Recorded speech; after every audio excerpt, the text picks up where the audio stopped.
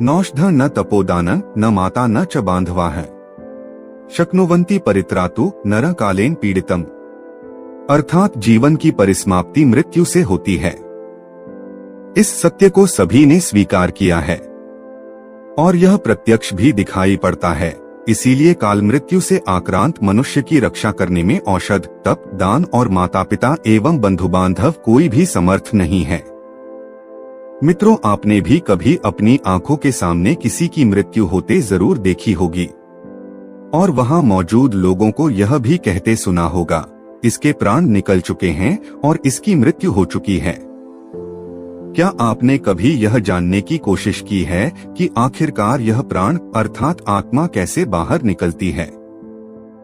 यदि नहीं, तो हमारी आज के इस वीडियो में आपको इस प्रश्न का उत्तर जरूर मिलेगा, जिसका वर्णन गरुड़ पुराण में किया गया है। नमस्कार दोस्तों, आपका हार्दिक स्वागत है हमारे इस ज्ञान सागर यूट्यूब चैनल पर। आज के इस वीडियो में हम जानेंगे कि मनुष्य का प्राण यानी प्राणवायु किस रास्ता से शरीर से निकलता है। मित्रों, वीडियो को पूरा देखें और चैनल को सब्सक्राइब करें। मित्रों, जैसा कि आप सभी जानते ही हैं कि मृत्यु जीवन का एक ऐसा कड़वा सच है जिसे बड़े से बड़ा ज्ञानी भी स्वीकार नहीं करना चाहता, जबकि वह जानता है कि एक न एक दिन सभी का मृत्यु तय है। और जो मनुष्य इस सच को स्वीकार कर लेता है वह बुद्धिमान कहलाता है। तो चलिए अब जानते हैं आत्मा शरीर से कैसे बाहर निकलती है और इसकी प्रक्रिया क्या है।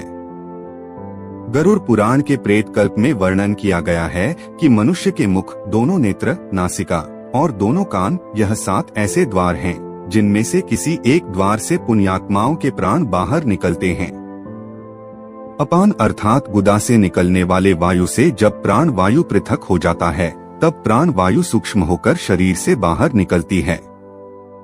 इसके अलावा यदि आपने ध्यान दिया हो तो मरते हुए व्यक्ति के सबसे पहले पैर ठंडे पड़ते हैं, उसके बाद घुटना और उसके बाद धीरे धीरे शरीर ठंडा पड़ने लगता है और अंत में संपूर्ण चेतना सिमटती हुई एक चक्र पर एकत्रित हो जाती है, जिस चक्र पर आप सबसे अधिक जिए हैं। जैसे कि ध्यान योगियों की ऊर्जा मुख्य रूप से ज्ञान चक्र से निकलती है। जो मनुष्य अपनी पूरी जिंदगी ध्यान से दूर रहता है और अपना पूरा जीवन खानपान और सांसारिक मोह में ही बिता दिया, ऐसे मनुष्य के प्राण मणिपुर चक्र से निकलते हैं। जो व्यक्ति जीवन भर संभोग के बारे में सोचता है या भोग करके जीवन बिताता है, अंतिम समय में भी उसके मन में ऐसे ही सोच आते हैं, जिसके परिणाम स्वरूप उसकी आत्मा मूलाधार चक्र यानी गुदा द्वार से बाहर निकलती है। जिन मनुष्य का संपूर्ण जीवन ज्ञान अर्जन में बीता है, ऐसे मनुष्य की ऊर्जा गला यानी विशुद्ध चक्र से निकलती है। जो मनुष्य अपने अंतिम समय में अपने इष्ट देवता या गुरु को याद करके प्राण त्यागते हैं, उनकी आत्मा आंखों से निकलती है। अंत में वह मनुष्य आते हैं जिनकी ऊर्जा सहस्त्रार चक्र से निकलती है। ऐसे मनुष्य को सबसे भाग्यशाली माना जाता है, क्योंकि शरीर त्यागने के उचित मार्ग माने जाने वाली सहस्रार चक्र से निकलने वाली आत्मा को सीधा मोक्ष प्राप्त होता है। प्राण निकलने के संदर्भ में और भी बहुत सारी बातें गरुड़ पुराण में मिलती है, जिसके अनुसार प्राण त्यागने के समय मनुष्य को अन्न और जल का त्याग करना चाहिए। यदि वह आसक्त रहित द्विज हो तो उसे आतुर संन्यास लेना चाहिए।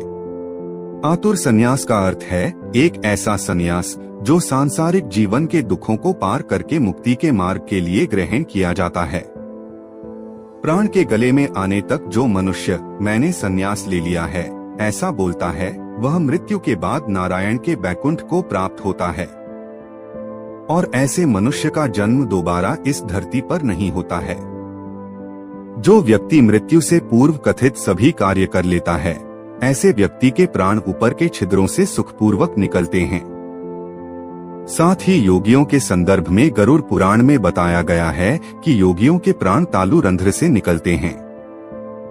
गरुड़ पुराण में शरीर से ईश्वर रूपी प्राण वायु के निकलने के बाद उस शरीर की तुलना एक ऐसे वृक्ष से किया गया है जिसका आधार न होने के कारण वह गिर गया हो। क्या आप जानते हैं, प्राण से मुक्त होने के बाद शरीर तुरंत ही चेष्टा शून्य, घृणित, दुर्गंध युक्त, अस्पर्श्य और सभी के लिए निंदित हो जाता है।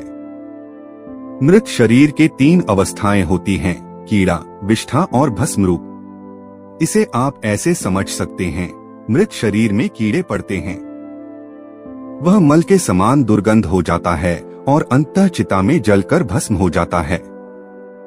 इसलिए क्षण भर में नष्ट होने वाले शरीर पर गर्व करना अनुचित है।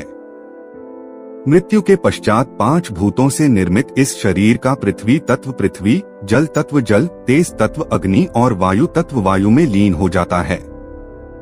परंतु सभी प्राणियों के शरीर में स्थित सर्वव्यापी ईश्वर स्वरूप आत्मा ही मात्र ऐसी चीज है जो कि अजर अमर है, जिसका कोई अंत नहीं है, जो एक शरीर को त्याग कर दूसरे शरीर में प्रवेश कर लेती है। मृत व्यक्ति के शरीर से निकली यह आत्मा अपने पुराने शरीर से निकलकर अपने कर्म कोश में इकट्ठा हुए कर्मों द्वारा निर्मित नए शरीर में प्रवेश करती है। गरुड़ पुराण में इस तथ्य को कुछ इस तरह समझाया गया है कि जैसे एक घर के जल जाने पर उसमें रहने वाला व्यक्ति जाकर दूसरे नए घर में रहने लगता है, उसी प्रकार आत्मा भी पुराना शरीर छोड़कर नया शरीर ग्रहण कर लेती है।